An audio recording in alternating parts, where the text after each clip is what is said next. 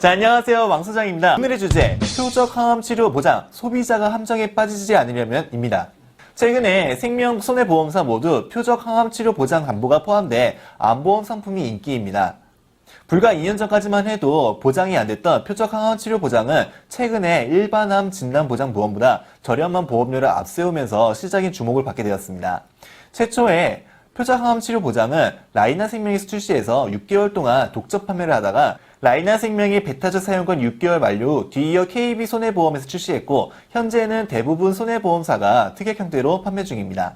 우선 표적 항암 치료에 대해 설명하자면요. 정상세포, 암세포를 구분하지 않고 세포 도성을 일으켜 사멸치료하는 1세대 항암치료와 달리 표적 항암치료는 암세포만 특정해서 약물 치료하는 방법으로 부작용도 적고 치료 기간 동안에 일상생활이 가능하다는 점 등 여러 장점이 있습니다. 자, 하지만 치료비가 1세대 치료와 비교해서 고액이고 건강보험공단의 지원을 받지 못하는 비급여 항목이라 표적 항암 치료 보장이 되는 보험 출시 전에 표적 항암 치료비는 전적으로 환자의 부담이었습니다.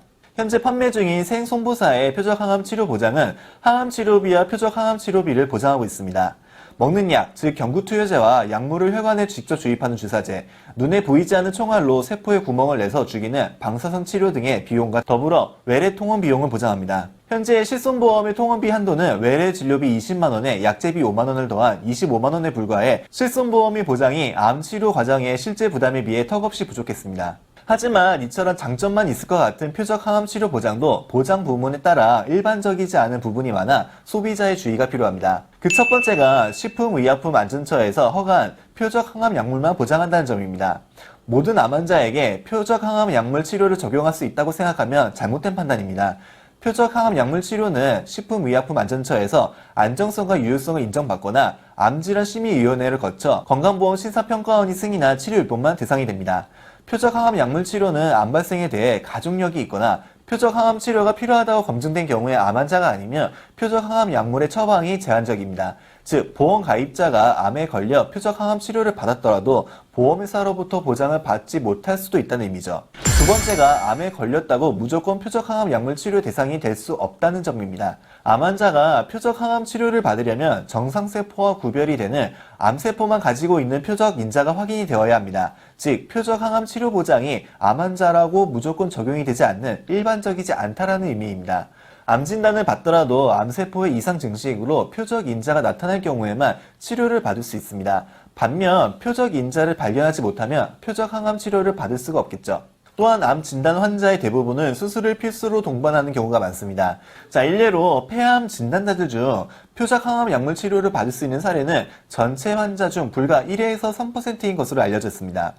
세 번째, 생손보사 대부분 이 상품을 10년, 20년 갱신형으로 판매합니다. 현재 생손보사의 표적 항암 치료 보장이 되는 암보험의 갱신 주기는 대부분 10년입니다.